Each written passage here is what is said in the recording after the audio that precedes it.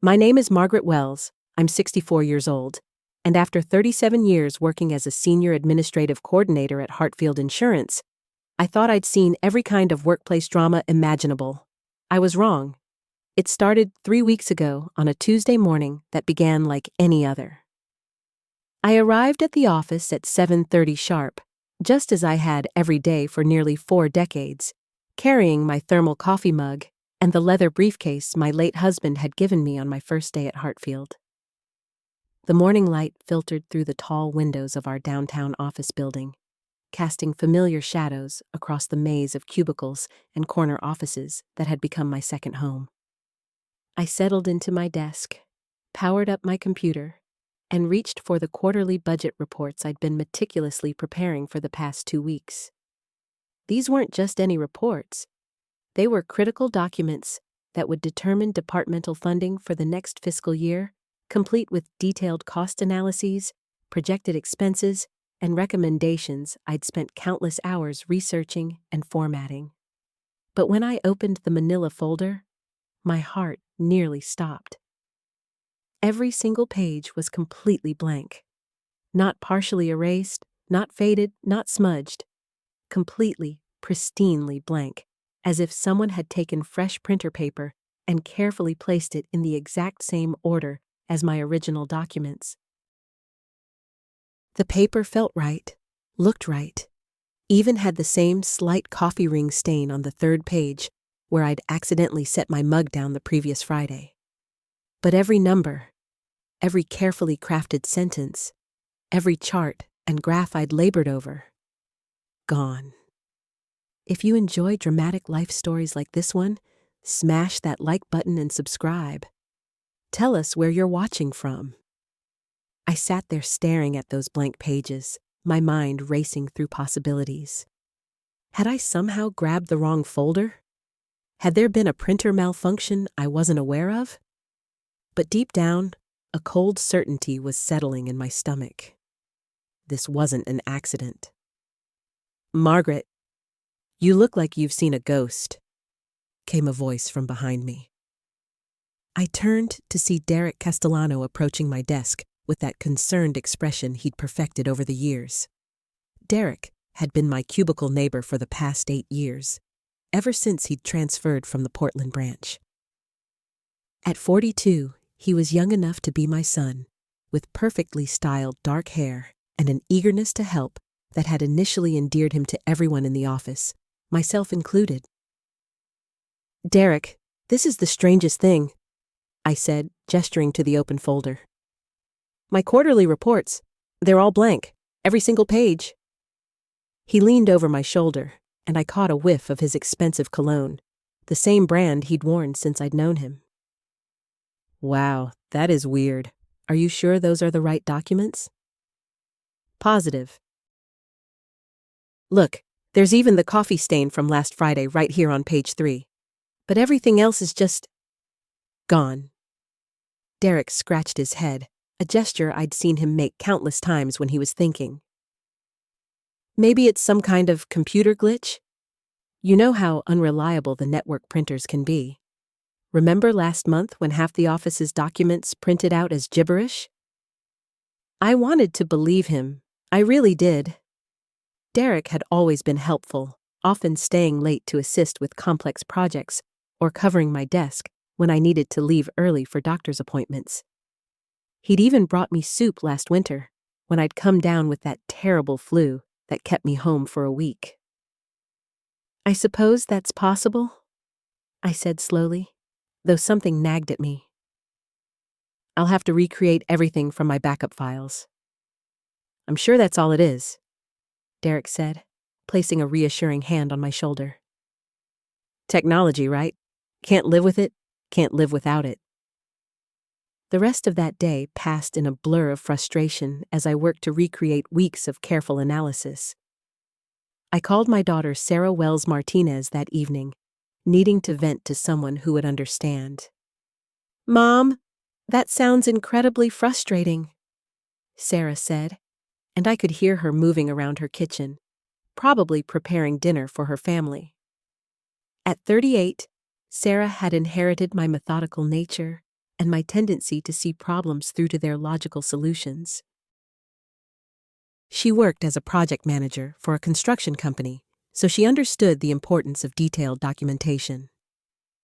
"It just doesn't make sense, honey. I've been using the same filing system for years. I'm careful with my work, you know that." "Of course you are. But these things happen sometimes.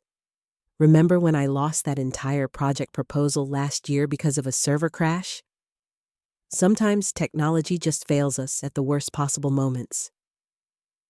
I sighed, settling deeper into my favorite armchair. "You're probably right. It's just that with the budget meeting coming up next week, I can't afford any more surprises." "Why don't you make multiple backups this time? Save everything in different places, and maybe mention it to HR, just in case other people are having similar issues."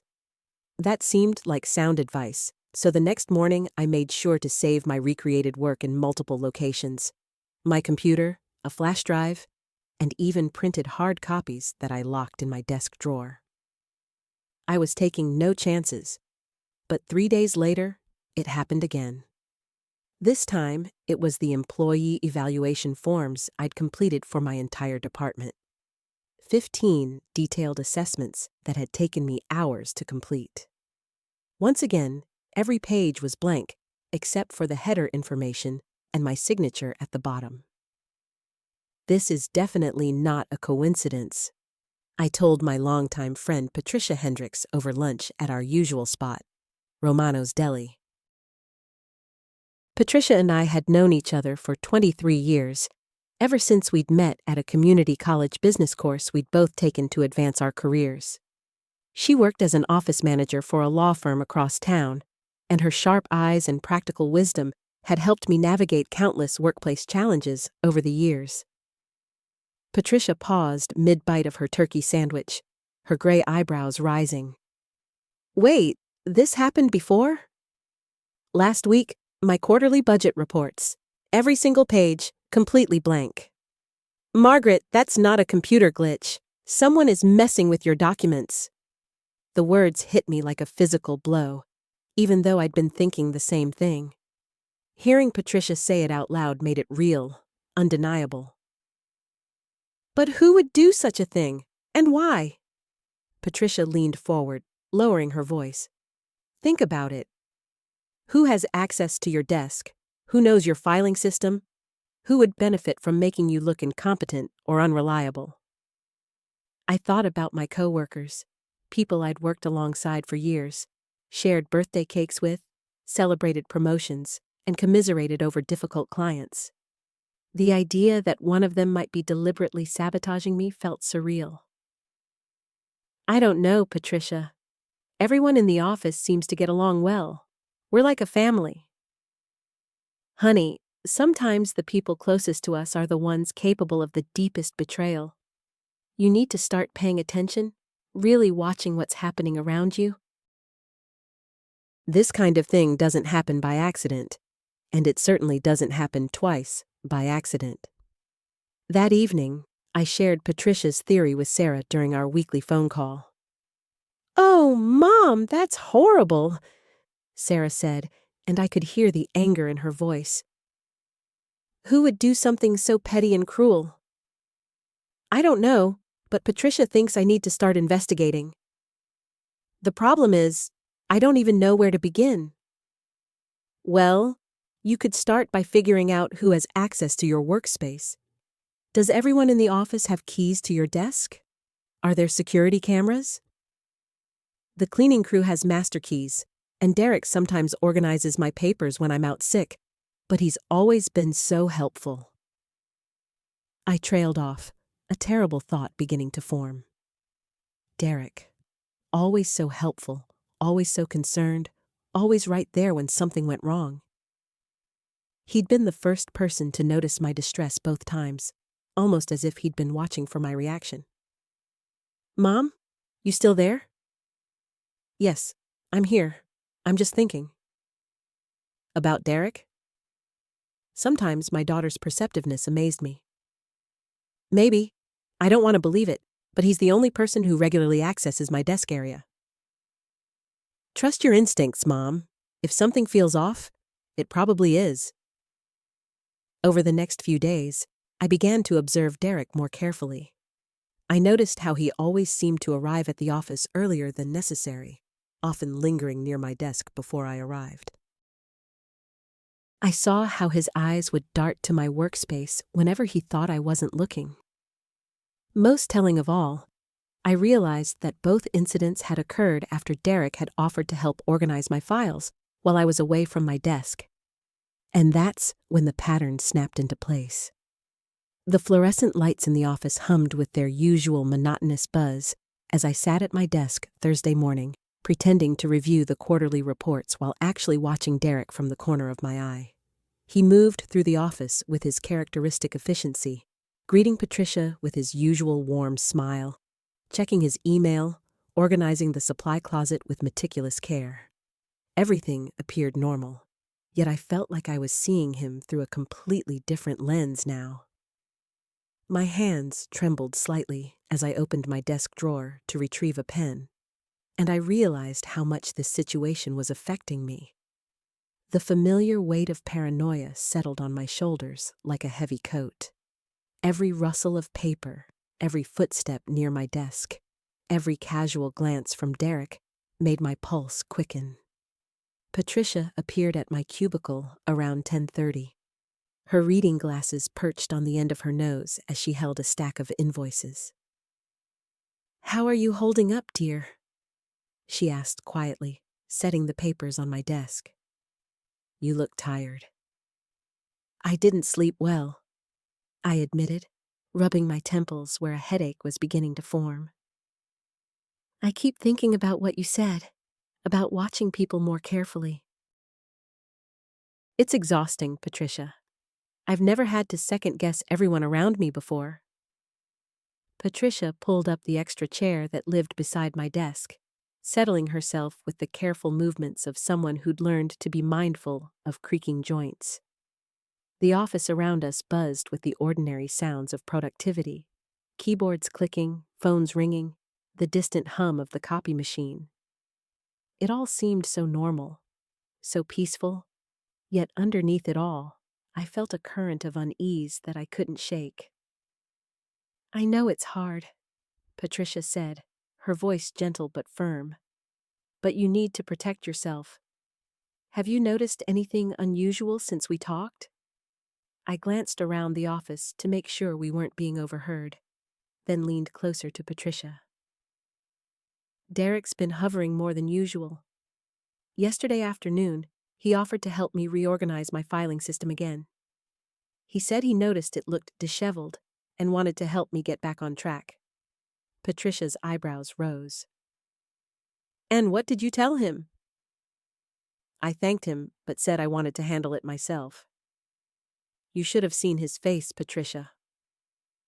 For just a moment, he looked almost angry. Then he covered it with that helpful smile of his, but I saw it. We sat in contemplative silence for a moment, the weight of suspicion hanging between us. I watched Derek across the office as he chatted with someone from accounting, his posture relaxed and friendly. The cognitive dissonance was overwhelming. How could someone who appeared so genuinely kind be capable of such calculated cruelty? "I feel terrible for even thinking this way," I whispered to Patricia. "What if I'm wrong? What if I'm becoming paranoid and suspicious for no reason? Derek has always been nothing but helpful to me." "Trust your instincts," Patricia said firmly. "You're not a paranoid person by nature. If something feels wrong, it probably is." That evening, I called Sarah from my kitchen, standing at the window that overlooked the small garden I'd been neglecting lately. The familiar comfort of hearing my daughter's voice helped ease some of the tension that had been building in my chest all day. "How did your surveillance mission go today?" Sarah asked with a mixture of humor and concern. "It's horrible, Sarah. I feel like I'm losing my mind. I'm watching everyone, questioning every interaction, second-guessing conversations I've had with Derek for months. This isn't who I am, Mom, someone is deliberately trying to undermine you at work. Of course you're going to feel unsettled. That's a normal response to an abnormal situation. I sank into my favorite armchair, the one that had molded itself to my body over years of evening phone calls with Sarah. The house felt too quiet around me, too empty, and I found myself wishing my daughter lived closer. I'm scared, Sarah, I admitted. I'm scared that if this continues, I could lose my job. And I'm scared that if I'm wrong about Derek, I'll have ruined a good working relationship over nothing. But I'm also scared that if I'm right, things are going to get much worse before they get better. What's your next move? I don't know. Patricia thinks I should set some kind of trap. Leave something tempting for Derek to tamper with so we can catch him in the act. But that feels so manipulative, so unlike me. Sometimes we have to do things that feel uncomfortable to protect ourselves, Sarah said gently. You're not being manipulative, Mom. You're being smart. The next morning, I arrived at work with a plan that made my stomach churn with anxiety. I'd prepared a fake document, something that looked important but was actually meaningless, and left it prominently displayed on my desk. Patricia knew about the plan, and we'd arranged for her to keep watch while I attended a meeting that Derek knew would keep me away from my desk for at least an hour. The meeting dragged on interminably, a discussion about new filing procedures that felt surreal given my current circumstances. I found myself checking my watch every few minutes, wondering what was happening back at my desk, whether Derek was taking the bait or if I was about to make a fool of myself. When I finally returned to my workspace, Patricia was nowhere to be seen. My fake document sat exactly where I'd left it, undisturbed. I felt a mixture of relief and disappointment wash over me. Perhaps I'd been wrong about Derek after all. Perhaps my suspicions were just the product of stress and Patricia's well-meaning but misguided theories. But then, I opened my desk drawer to retrieve a file I needed for the afternoon, and my blood ran cold. The drawer that I'd organized meticulously the night before was in complete disarray. Papers were scattered, files were out of order, and several important documents that I was certain I'd placed in specific locations were missing entirely. More chilling still, tucked beneath a stack of invoices, was a photocopy of the fake document I'd left on my desk, but this copy had been altered. Keywords had been changed, numbers had been modified, and at the bottom, in handwriting that looked remarkably like mine, someone had added notes that completely contradicted the document's original intent. My hands shook as I stared at this evidence of calculated deception. This wasn't random vandalism or careless misfiling. Someone had not only taken my fake document, but had created an altered version designed to make me look incompetent or dishonest. The level of premeditation was chilling. Patricia appeared at my side as if materializing from thin air. "Well?" she whispered urgently. I wordlessly handed her the altered document, watching as her face went through the same progression of shock and anger that mine must have shown moments before. "This is it," Patricia said grimly. "This is your proof." "But who did you see near your desk while you were gone?" "That's just it," I said, my voice barely audible. The document I left on top wasn't touched. Whoever did this was smart enough to leave the obvious trap alone and focus on my desk drawer instead. They wanted to send me a message. They know I'm onto them, and they're not afraid. Patricia's face had gone pale. "This is escalating. Whoever's doing this isn't just trying to confuse you anymore. They're actively trying to create evidence that could be used against you." As if summoned by our conversation, Derek appeared around the corner of my cubicle, his familiar smile in place. "How did your meeting go?" he asked cheerfully. "I noticed you left some paperwork out on your desk." You might want to be more careful about confidential documents." The casual malice in his tone, hidden beneath layers of helpful concern, made my skin crawl. But it was what I saw in his eyes that truly terrified me. A cold intelligence that suggested this game was far from over, and I was only just beginning to understand the rules. The three of us stood frozen in that moment, Derek's words hanging in the air like a challenge. I could feel Patricia's tension beside me, and even Mr. Henderson, who had been approaching our area with a stack of reports, seemed to sense the undercurrent of hostility. "Derek," I said carefully, forcing my voice to remain steady. "I appreciate your concern about document security. I'll be sure to keep that in mind." His smile widened, but it never reached his eyes. "Of course, we're all just trying to help each other succeed here, right?" He glanced pointedly at the altered document still clutched in Patricia's hand. "What's that you're looking at? Anything I can help with?" Patricia instinctively pulled the paper closer to her chest. "Just reviewing some quarterly reports," she said smoothly, though I could hear the strain in her voice. Derek took a small step closer, his casual demeanor never wavering. "You know, I've noticed you two have been having a lot of private conversations lately. Everything okay? Sometimes, when people are stressed, they can start seeing patterns that aren't really there." The gaslighting was so expertly done that for a moment I almost doubted myself again. Almost. Mr. Henderson finally reached us, his weathered face creased with the kind of concern that came from decades of managing office dynamics. "Is there a problem here?" he asked, his gaze moving between Derek's too bright smile and my obvious distress. "No problem at all," Derek replied quickly. "I was just offering to help with whatever project they're working on. Team collaboration and all that." I made a decision that felt like jumping off a cliff. "Actually, Mr. Henderson, there is something I need to discuss with you. Privately, if possible." Derek's smile flickered for just an instant, so briefly I might have imagined it. "Well, I should get back to my own work anyway. Let me know if you need anything at all." The emphasis on the last word felt like a threat wrapped in helpful packaging. As Derek walked away, Mr. Henderson studied my face with the kind of attention that made me realize he'd probably witnessed more office politics than I could imagine. "My office," he said simply. "Both of you."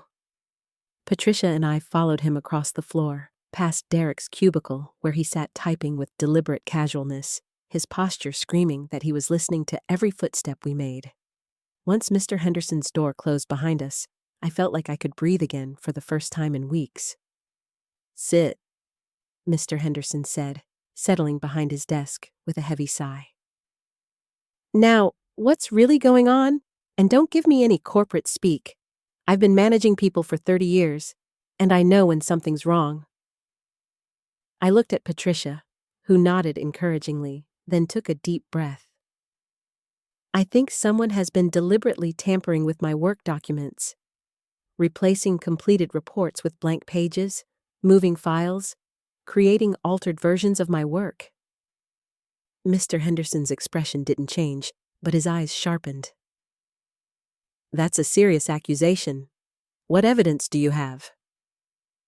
Patricia wordlessly handed him the altered document. Mr. Henderson examined it carefully, his frown deepening as he read. "This handwriting," he said slowly. "It's meant to look like yours?" "Yes, but if you look closely, you can see the differences. The letter formations, the pressure patterns. It's a good imitation, but not perfect." Mr. Henderson leaned back in his chair, his fingers steepled. "You suspect Derek." It wasn't a question, and somehow that made me feel both validated and terrified. "You've noticed something too," I said. "Derek is brilliant," Mr. Henderson said carefully. "Almost too brilliant sometimes. He has a way of being exactly where he needs to be, knowing exactly what to say. It served him well in his career, but... He paused, choosing his words. There have been situations in the past. Other employees who've had similar concerns. Nothing that could ever be proven definitively. Patricia leaned forward. So, this has happened before? Twice in the last 3 years. Both times, the affected employees eventually requested transfers to other departments. Both times, Derek expressed deep concern for their well-being and offered to help with their transitions. The pattern was so clear now that I wondered how I'd missed it for so long. He's systematic about it. If your suspicions are correct, yes. He chooses targets carefully. People who are competent, but not politically connected. People who are more likely to doubt themselves than to make accusations. I felt a chill run down my spine. What happened to those other employees, the ones who transferred? Mr. Henderson's expression grew grim. They're doing well in their new positions, but their careers here, in this department where the real advancement opportunities are, effectively ended. So he gets rid of competition, Patricia said flatly, and makes it look like he's the helpful, concerned colleague. That's the theory we could never prove, Mr. Henderson said. Until now, potentially. He stood up, walking to his window that overlooked the main office floor. From this angle, we could see Derek at his desk, still typing away with apparent dedication. Here's what we're going to do, Mr. Henderson said, turning back to us. We're going to give Derek exactly what he thinks he wants, a chance to be helpful. And we're going to document everything.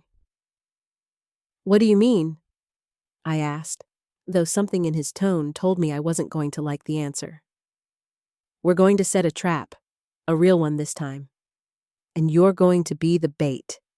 Patricia grabbed my hand. That sounds dangerous. Mr. Henderson nodded grimly. It is, but it's also the only way to catch someone this clever in the act.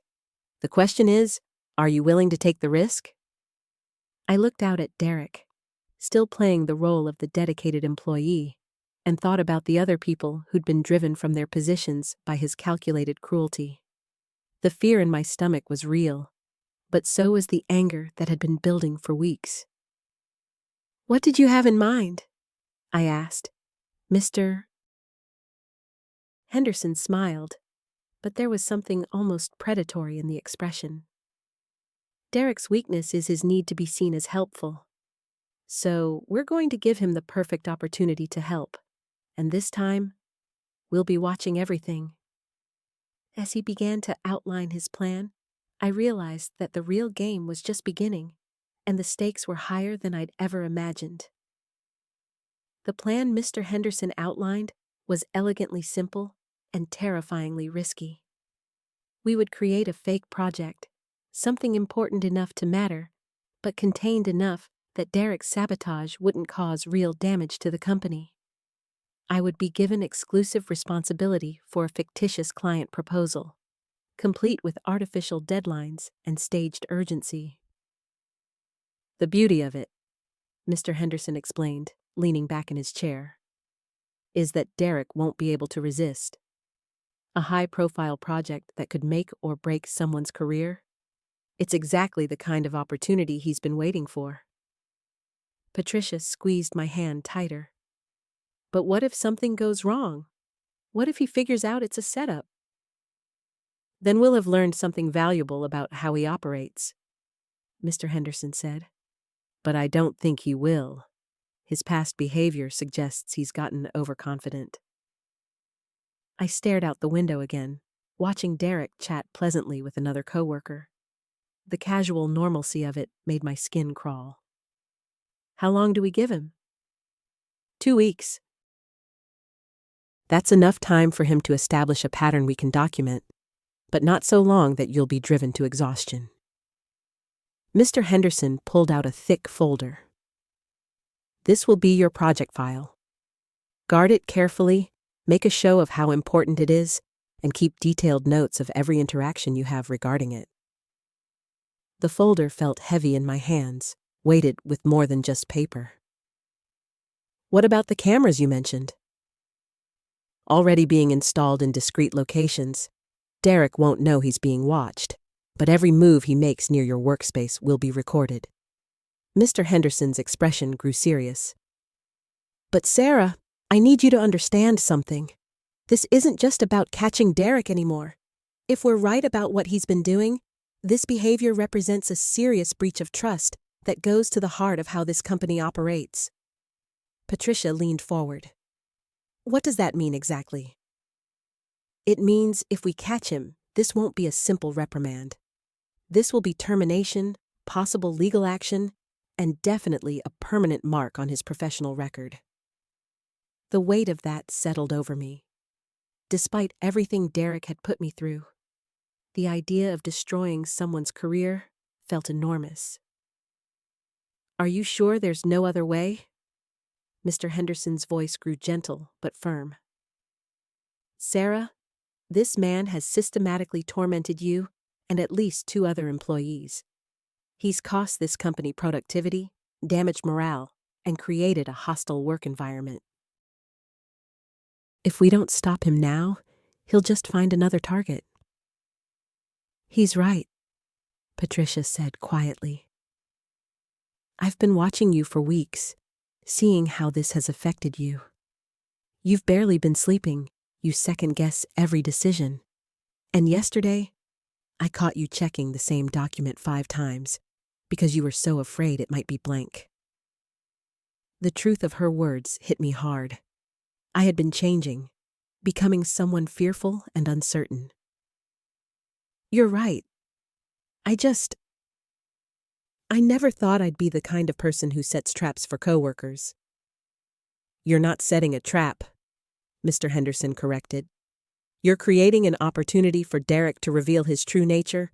If he chooses to sabotage you, that's his decision. We spent the next hour going over the details. The fake project involved a proposal for expanding our services to the healthcare sector, something that would require extensive research and documentation. Mr. Henderson had created enough background material to make it seem legitimate, complete with fake client contacts and market research. Remember, he said as we prepared to leave his office. Act naturally. Don't change your behavior patterns, don't avoid Derek, and don't give any indication that you suspect anything. As far as anyone knows, this is just another project. Patricia walked with me back to my desk, her presence comforting as we passed Derek's workspace. He looked up with his usual friendly smile. How was your meeting with Henderson? He asked, seeming genuinely interested. You both looked pretty serious going in there. The casual way he inserted himself into our business made my stomach turn, but I forced a smile. Just a new project assignment. Pretty exciting, actually. Oh, really? Anything interesting? Patricia stepped slightly closer to me, a protective gesture I appreciated. Just the usual client development stuff. Nothing too dramatic. Derek's eyes lingered on the folder in my hands for just a moment too long. Well, if you need any help with research or documentation, you know I'm always happy to pitch in. That's really generous of you, I managed, hoping my voice sounded normal. I might take you up on that. As we walked away, Patricia whispered, Did you see how he looked at that folder? Like a cat watching a mouse, I whispered back. The rest of the afternoon passed in a strange haze of normalcy and anticipation. I made a show of organizing the project materials, spreading documents across my desk, and making notes in a prominent notebook. Several times I caught Derek glancing in my direction, and each time he offered that same helpful smile. By 5 o'clock, my nerves were stretched thin. Patricia had stayed late, ostensibly working on her own projects, but really keeping me company through the first day of what felt like an elaborate performance. You did great, she said as we gathered our things. Very natural. I feel like I'm going crazy, I admitted. Knowing that he might be planning something watching his every move? Is this what paranoia feels like? No, Patricia said firmly. Paranoia is when the threat isn't real. What you're feeling is justified caution. As we headed toward the elevator, Derek appeared beside us, briefcase in hand. Heading out too? Mind if I walk with you? The elevator ride felt endless, filled with Derek's cheerful commentary about weekend plans and Monday's weather forecast.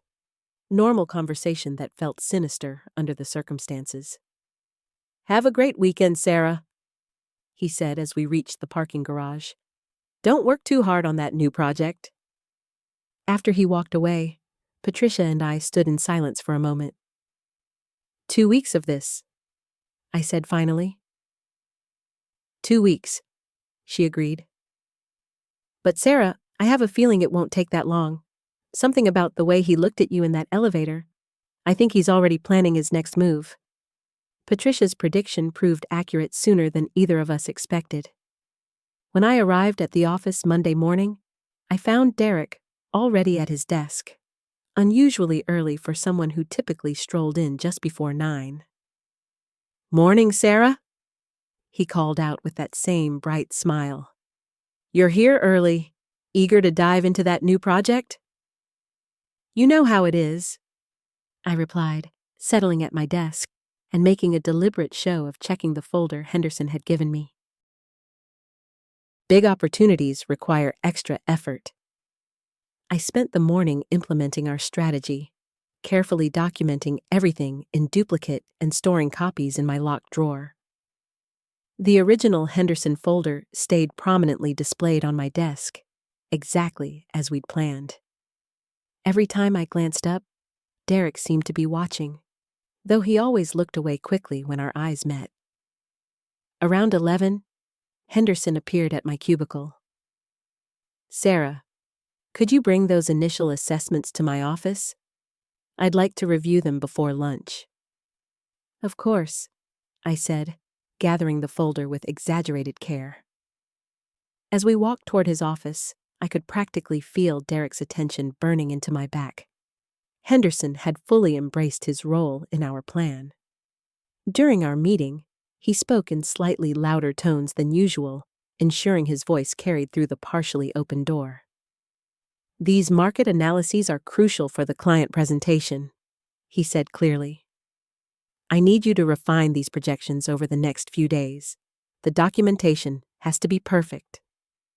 When I returned to my desk, Derek was conveniently refilling his coffee mug at the nearby break station. Sounds like Henderson's really putting the pressure on, he commented sympathetically. Those market analyses can be tricky. I've dealt with similar projects before if you need a second pair of eyes. That's so thoughtful of you, I said, placing the folder back on my desk in plain view. I might take you up on that if I get stuck. The rest of Monday passed without incident, but Tuesday morning brought the first sign that Derek had taken the bait. I arrived to find my computer slightly askew, the monitor tilted at a different angle than I always left it. Small details, but after weeks of having my work mysteriously altered, I'd become hyper-aware of such things. More telling was Derek's demeanor. He seemed unusually energetic, almost excited, greeting everyone with extra enthusiasm. When Henderson walked past our section around 10, Derek practically bounced in his chair. Henderson seems pleased with how your project's going, Derek observed, watching our boss disappear around the corner. He was actually whistling earlier. I don't think I've ever heard Henderson whistle. I forced myself to look worried. I hope he's not expecting results too quickly. Some of these market projections are more complex than I initially thought. Oh, I'm sure you'll figure it out, Derek said with surprising confidence. You always do. Wednesday morning confirmed my suspicions. The folder still sat on my desk exactly where I'd left it, but something felt different. The papers inside were arranged slightly differently than I remembered, and when I discreetly checked, several key pages had been replaced with blank sheets. My heart hammered as I maintained my composure, But inside, I felt a mixture of vindication and disgust. Patricia had been right. We'd caught him red-handed. I spent the day acting increasingly frustrated, muttering under my breath about confusing data, and making several trips to Henderson's office with concerned expressions. Each time I returned, looking more flustered. "Everything okay?" Derek asked during one of these performances, his voice dripping with false concern. "You seem stressed." "Just some formatting issues with the reports," I said, rubbing my temples. "Sometimes the data doesn't make sense when I review it." "I must be more tired than I thought." Derek nodded sympathetically, but I caught a flash of satisfaction in his eyes that made my skin crawl. That evening, Patricia and I met in the parking garage after Derek had left. "He took the bait," I told her quietly. "The documents have been altered." "Already? We've only been doing this for 3 days." I guess the prospect of sabotaging such an important project was too tempting to resist. I felt simultaneously triumphant and sick. Patricia, seeing that look on his face when I pretended to be confused, he was enjoying it. "That's what makes this so serious," she said grimly. "This isn't just about work performance for him. He's getting some kind of personal satisfaction from watching you struggle." "So, what's our next move?" "Tomorrow, we document everything thoroughly. Take photos of the altered documents, make detailed notes about what was changed. Then Friday, we present everything to Henderson." As we walked toward our cars, I felt a strange mixture of relief and apprehension. We'd proven Derek's guilt faster than expected, but something about his eagerness worried me. "Patricia," I said, stopping beside my car. "What if he realizes we've set him up? What if he figures out this was all planned?" She paused, clearly considering the possibility. "Then we'd better make sure we have everything documented perfectly before he gets suspicious, because something tells me Derek doesn't like being outmaneuvered." Thursday morning arrived with an unusual weight of anticipation. I'd barely slept, running through our plan repeatedly in my mind. Patricia and I had agreed to meet early to review our documentation strategy, but first, I had to endure what would hopefully be Derek's final day of deception. I arrived at the office 15 minutes before my usual time, wanting to observe Derek's behavior when he thought I wasn't paying attention.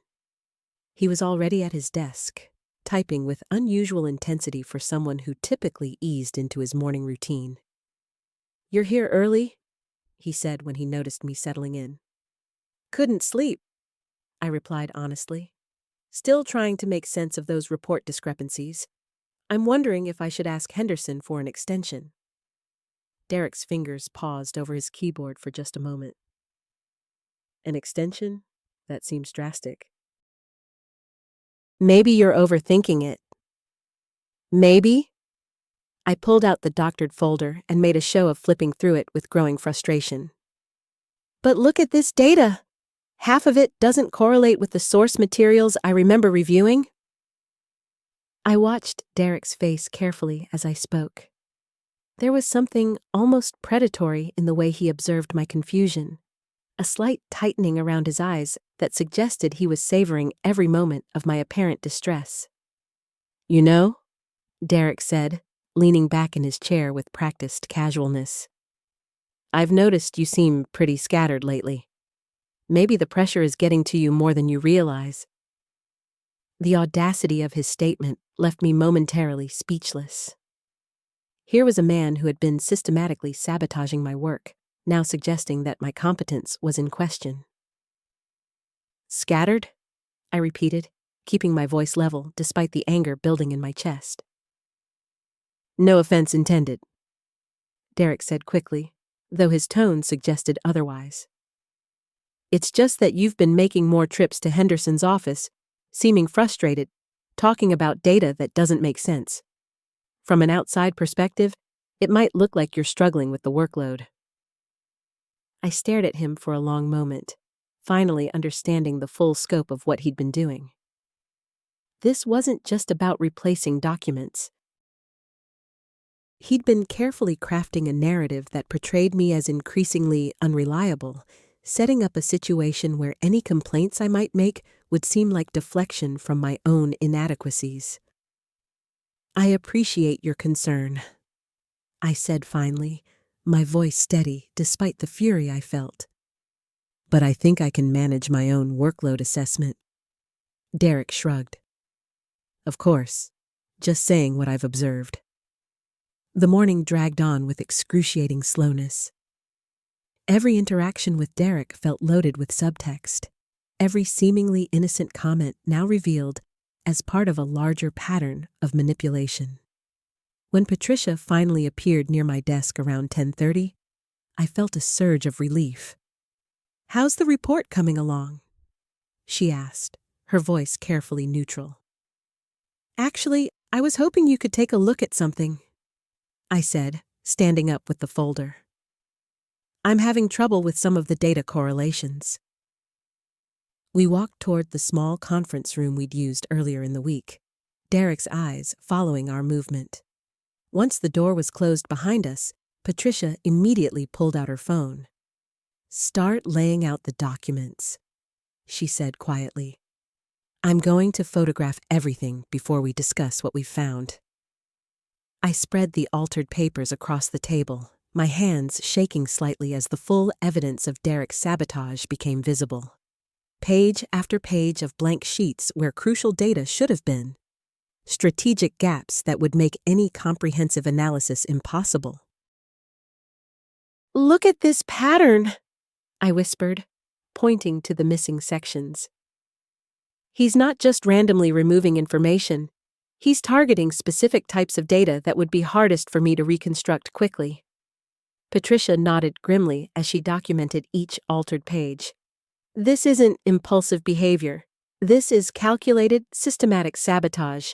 He's been thinking about how to cause you maximum professional damage." "And did you hear what he said this morning?"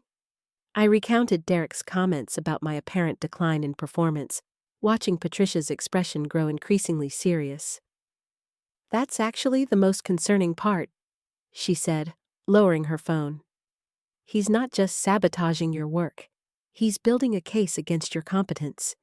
If this had gone on much longer, you might have found yourself in Henderson's office not to report Derek, but to explain why your own work quality had deteriorated." The reality of how close I'd come to professional disaster hit me like a physical blow. "Patricia, what if we hadn't figured this out? What if I'd started doubting my own abilities?" "But we did figure it out," she said firmly.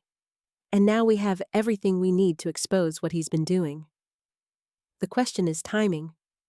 Do we wait until tomorrow as planned, or do we move faster?" Before I could answer, we heard voices in the hallway outside our conference room. Derek's voice was unmistakable, and he seemed to be having an animated conversation with someone. "I'm just saying, I've noticed some concerning patterns," Derek was saying. "Missed deadlines, confused reports, frequent trips to Henderson's office.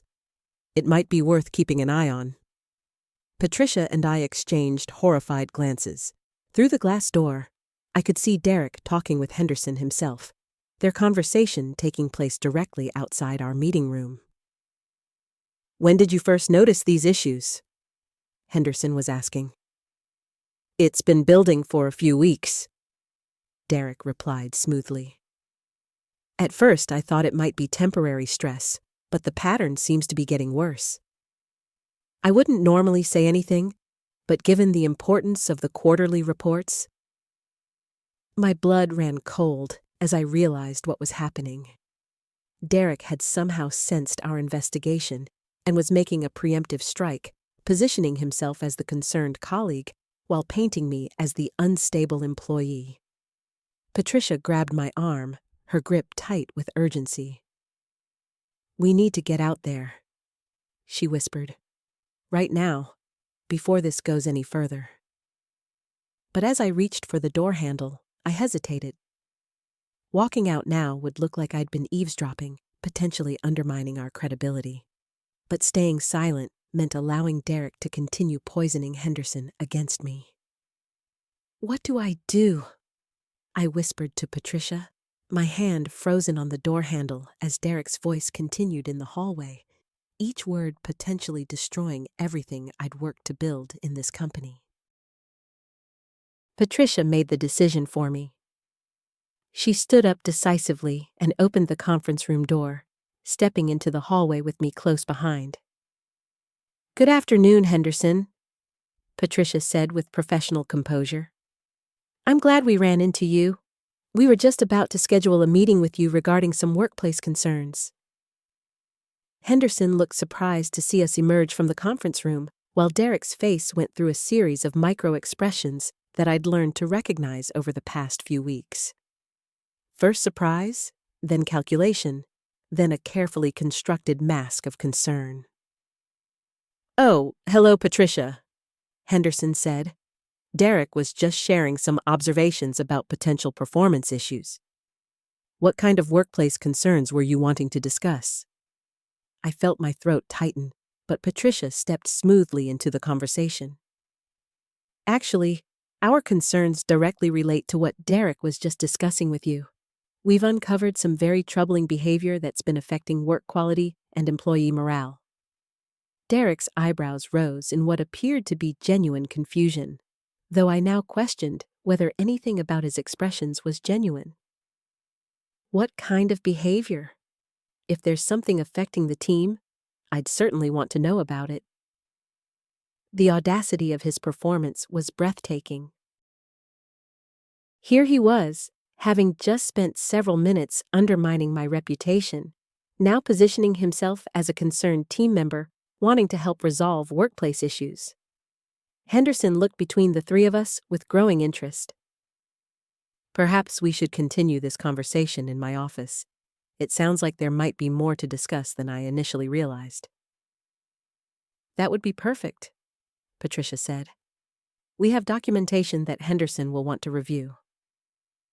As we walked toward Henderson's office, Derek fell into step beside me. "I hope everything's all right," he said in a low voice that only I could hear. "You've seemed so stressed lately. I've been worried about you." The concern in his voice sounded so authentic that for a moment I wondered if I'd imagined everything. But then I remembered the manila folder in Patricia's hands, filled with evidence of his systematic campaign to undermine me. Once we were seated in Henderson's office, Patricia wasted no time. "Henderson, what we're about to show you represents several weeks of deliberate sabotage designed to make one of your employees appear incompetent while positioning another as the helpful colleague pointing out performance problems." Derek leaned forward, his brow furrowed with apparent confusion. "I'm not sure I understand. Are you suggesting that someone has been deliberately sabotaging work? That's a very serious accusation." "It is serious," I said, finding my voice. "Which is why we've been careful to document everything before bringing it to Henderson's attention." Henderson gestured for Patricia to continue. She opened the folder and began laying out the evidence methodically. The original documents with my handwriting, the blank pages that had been substituted, the pattern of timing that coincided with Derek's helpful observations about my declining performance. As Patricia presented each piece of evidence, I watched Derek's face carefully. His expression shifted from confusion to concern to what looked like dawning horror. If I hadn't known better, I would have believed he was genuinely shocked by the revelations. "This is incredible," Derek said, shaking his head. "Who would do something like this? And why?" Henderson picked up one of the original documents, comparing it to the blank page that had replaced it. "These are definitely your handwritten notes," he said to me. "And you're saying these blank pages were substituted without your knowledge?" "That's exactly what happened," I confirmed. "It took us weeks to figure out why I kept feeling confused about my own work, why I couldn't remember writing reports that Derek kept finding incomplete or nonsensical." Derek turned to me with what appeared to be sympathy. That must have been incredibly frustrating. No wonder you've seemed so stressed. But how did you figure out what was happening? The question hung in the air, and I realized this was the crucial moment. Derek was still performing, still trying to maintain his cover even as the evidence mounted against him. Patricia and Henderson were both looking at me, waiting for my response. "We set up a controlled test," I said slowly. "We prepared a document that only Derek would have access to, and we waited to see what would happen to it." For the first time, Derek's composure cracked slightly. It was just a momentary tightening around his eyes, but I caught it. Henderson leaned back in his chair, processing everything he'd heard. "Derek, these are very serious allegations. The evidence seems quite compelling, but I want to give you an opportunity to respond before we proceed further." Derek was quiet for a long moment, and I could almost see him calculating his options. When he finally spoke, his voice was different somehow, less performative. "Henderson, I think there might be some misunderstandings here. Yes, I've had access to these documents, but so have several other people. And yes, I've expressed concerns about performance issues, but only because I genuinely care about our team's success." He turned to me, and for the first time in weeks, I felt like I was seeing something real in his expression. "If someone has been sabotaging your work, I want to help find out who it was. This kind of behavior is completely unacceptable." But even as he spoke these words, Patricia was pulling out the final piece of evidence from her folder. "There's one more thing, Henderson. Something that happened just this afternoon that confirms not only who has been doing this, but why." Derek's face went completely still as Patricia reached for what appeared to be a small recording device. "We have audio of Derek discussing his strategy for undermining credibility while positioning himself as the concerned colleague. Recorded less than 2 hours ago." The silence in Henderson's office was deafening as Patricia's finger hovered over the play button, and I watched Derek's careful mask finally begin to crumble completely. The silence stretched unbearably as Patricia held the recording device. Derek's eyes darted between the three of us, and I could see the exact moment he realized his performance was over. His shoulders sagged slightly, and when he looked at me again, there was something almost like relief in his expression. "Wait," Derek said, holding up his hand before Patricia could press play. "Just wait a minute." Henderson leaned forward. "Derek, if you have something to say, now would be the time." Derek ran his hands through his hair, a gesture I had never seen him make before. It was oddly humanizing after weeks of watching his calculated performances. "Henderson, can I ask you something? How long have you been considering me for the senior analyst position?" The question caught everyone off guard. Henderson frowned.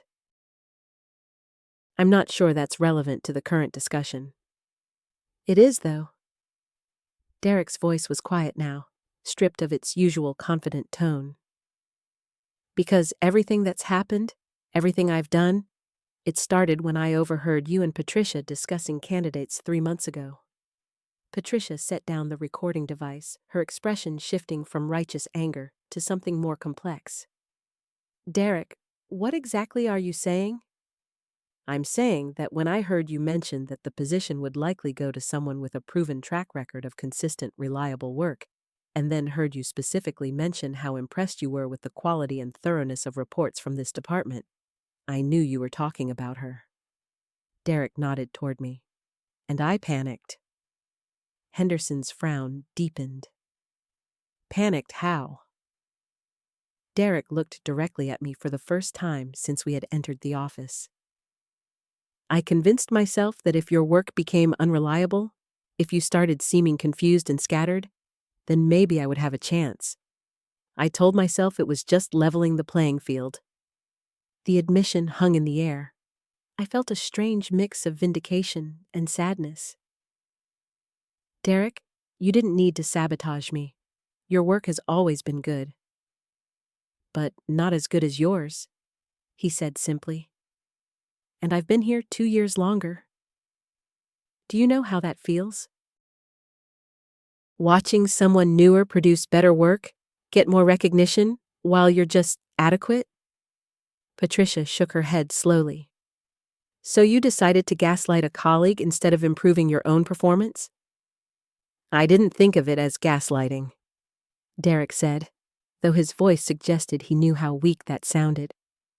I thought if I could just create some doubt about reliability, some questions about attention to detail, then maybe when promotion time came around, the choice wouldn't be so obvious. Henderson was quiet for a long moment, processing what he had heard. Derek, help me understand the timeline here. You said this started 3 months ago, but the incidents we're discussing have been going on for weeks? How extensive was this sabotage? Derek's face flushed.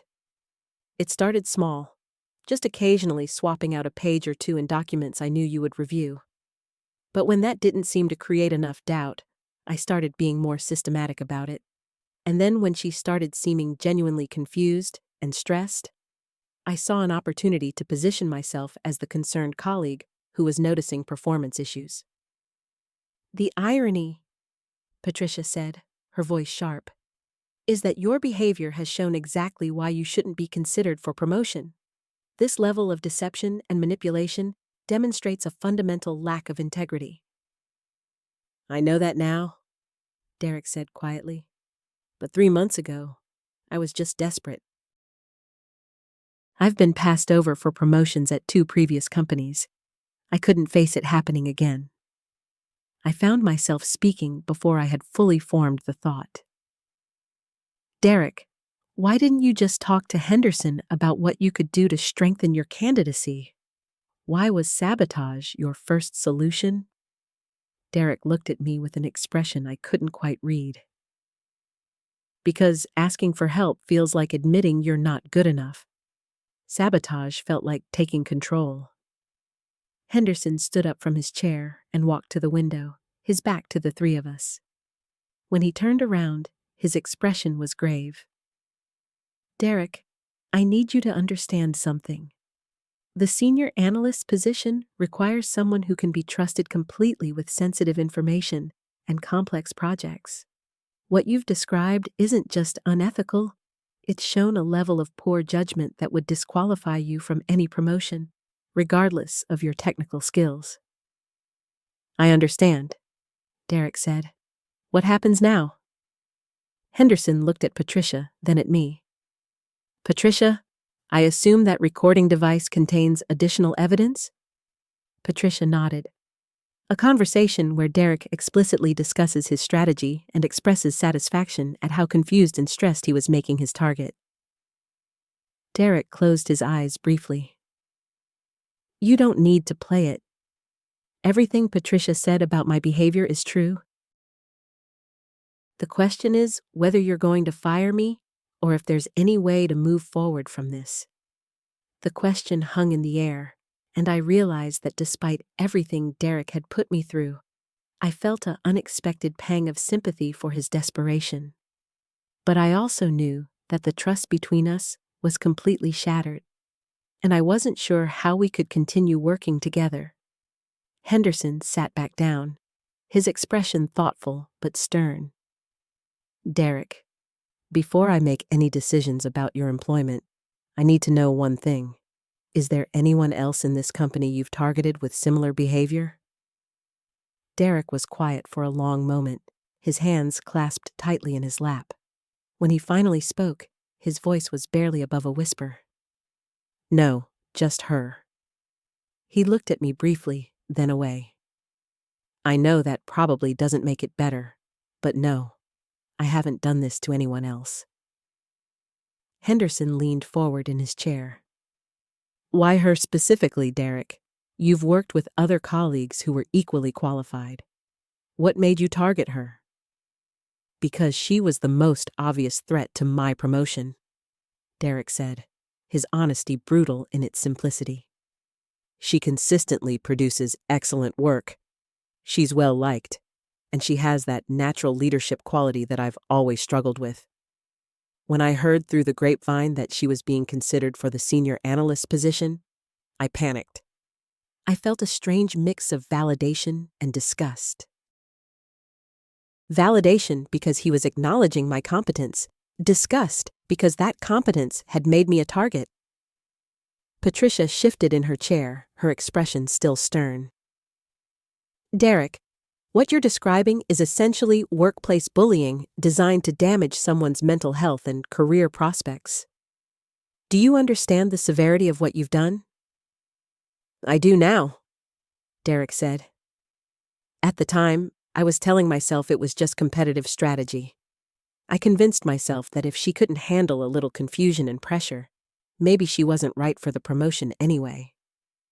That's a convenient rationalization, I said, my voice sharper than I intended. You weren't testing my competence under pressure. You were deliberately creating chaos in my work life and then watching me struggle with problems you created. Derek met my eyes for the first time since his confession began. You're absolutely right, and I'm sorry. I know that doesn't fix anything, but I am genuinely sorry for what I put you through. Henderson stood up again and walked around his desk, stopping in front of Derek. I need to be clear about something. What you've described constitutes deliberate sabotage of a colleague's work and potentially rises to the level of harassment. From a company policy standpoint, this is grounds for immediate termination. Derek nodded slowly. I understand. However, Henderson continued, before I make a final decision, I want to hear from the person who was actually harmed by your actions. He turned to me. What do you think should happen here? The question caught me off guard. I had expected Henderson to simply fire Derek on the spot. Being asked to weigh in on his fate felt like an enormous responsibility I wasn't prepared for. I need a moment to think about that, I said carefully. 3 hours ago, I thought I was losing my mind. Finding out that my confusion and stress were deliberately orchestrated changes everything. But I'm not sure I'm ready to decide someone's employment fate. Patricia spoke up. What would help you feel secure in your work environment going forward? That should be the primary consideration. I looked at Derek, who was watching me with an expression of resigned acceptance. I honestly don't know if I could trust you again, I said to him directly. Every interaction we'd have would be colored by knowing what you're capable of when you feel threatened. That's fair, Derek said quietly. Henderson returned to his seat. Let me ask this differently. Derek, if we were to consider any alternative to termination, what would you propose to rebuild trust and ensure this never happens again? Derek was quiet for several minutes, clearly struggling with the question. Finally, he looked up. I don't think there is a way to rebuild that trust, he said. And I don't think I deserve the chance to try. But just as Henderson reached for what I assumed was Derek's personnel file, Derek suddenly straightened in his chair, a look of panic crossing his face. Wait, he said urgently. There's something else you need to know. The room fell completely silent. Henderson's hand froze over the file, and I felt my stomach drop. Patricia leaned forward in her chair, her expression shifting from professional concern to something closer to alarm. What are you talking about, Derek? Henderson asked, his voice taking on a more serious tone. Derek ran both hands through his hair and took a shaky breath. The document switching wasn't just random. I was looking for something specific each time I went through the files. I felt the blood drain from my face. Looking for what? The Morrison contract details. The ones you've been working on for the past month? Derek's voice was barely above a whisper. I've been photographing the pages before I replaced them with blanks. Henderson stood up so quickly, his chair rolled backward. You've been stealing proprietary information? Not stealing, Derek said hastily, then stopped himself. Well, I guess it is stealing, but I wasn't selling it or anything like that. I was just trying to understand why Morrison chose to work with us instead of accepting my proposal. Patricia shook her head slowly. Derek, do you realize what you're admitting to? This goes far beyond workplace harassment. You've potentially committed corporate espionage. I stared at Derek, trying to process what he had just revealed. You had your own proposal for Morrison? You were competing with our company? It was before I started working here, Derek explained, his words tumbling out rapidly. I had my own consulting business, and I submitted a proposal to Morrison about 6 months ago. They turned me down, and then a few weeks later, I found out they had hired this company instead. When I started working here and realized you were handling their account, I just wanted to see what they had chosen over my work. Henderson walked to the window and stared out for a long moment before turning back to face us. So you took this job specifically to gain access to a competitor's successful proposal?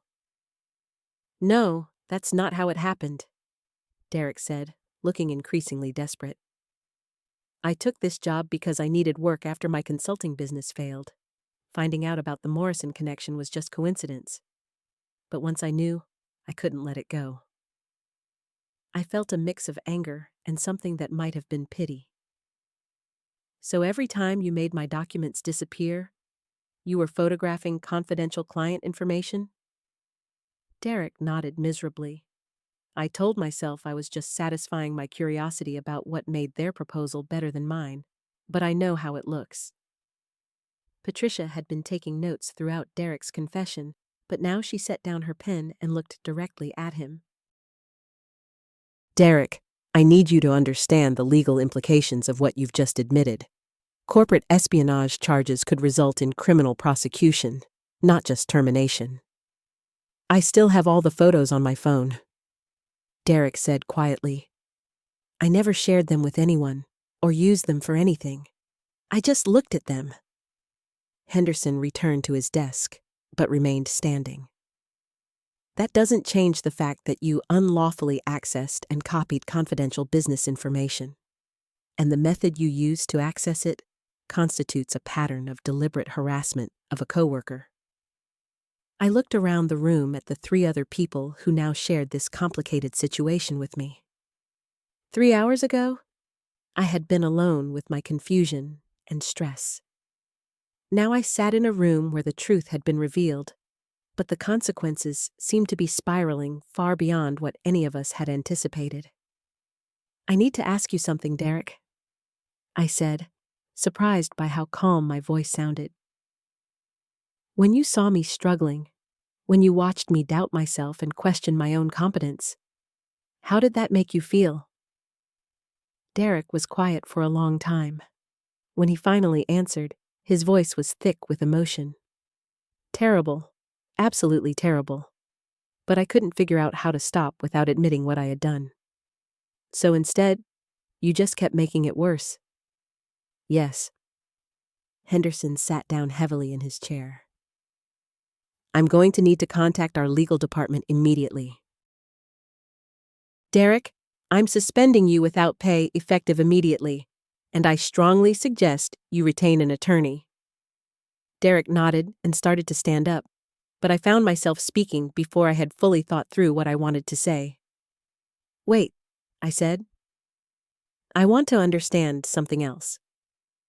Derek, you said your consulting business failed. Is that why this mattered so much to you? He sat back down slowly. I put everything I had into that business. When the Morrison contract would have been my biggest client, and when they rejected my proposal, I lost the last chance to save it. I ended up losing my house, my savings, everything. Patricia looked between Derek and me with an expression of concern. That's certainly difficult, Derek, but it doesn't justify what you did here. I know that, Derek said quickly. I'm not trying to make excuses. I just want her to understand why I became so obsessed with seeing their proposal. I studied Derek's face, seeing something I hadn't noticed before in all our previous interactions. Beyond the guilt and fear, there was a deep exhaustion that looked like it had been there for much longer than just today. The Morrison proposal isn't some masterpiece, I said finally. It's solid work, but it's not revolutionary. The main reason they chose us was our implementation timeline and our existing relationship with their overseas partners. Derek looked up at me with surprise. Really? Really? Your business probably failed for the same reason most small consulting businesses fail. It's not about the quality of your work. It's about resources, timing, and relationships that take years to build. Henderson cleared his throat. While I appreciate the insight, we still have serious policy violations and potentially criminal activity to address. I knew he was right, but I found myself thinking about something Patricia had asked earlier about what would make me feel secure in my work environment. The truth was, understanding Derek's motivation had actually made me feel more secure, not less. I have a question for everyone, I said. Derek, if you had just told me from the beginning that you had submitted a proposal to Morrison and were curious about why they chose us instead, what do you think I would have done? Derek shook his head. I don't know. I would have walked you through the key differences and probably would have offered to look at your proposal to give you feedback for future clients. The room was quiet as everyone absorbed this. That's the part I can't get past, I continued.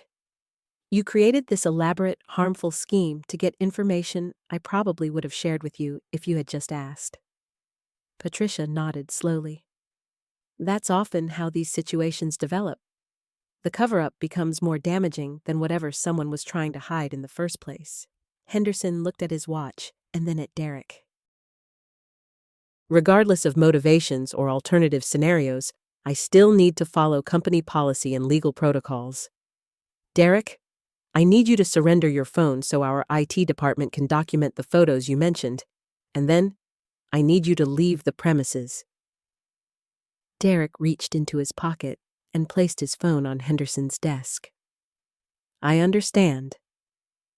As Derek stood to leave, he turned back toward me one more time. I know this doesn't change anything, but I want you to know that watching what my actions did to you was the worst part of this whole thing. You didn't deserve any of it.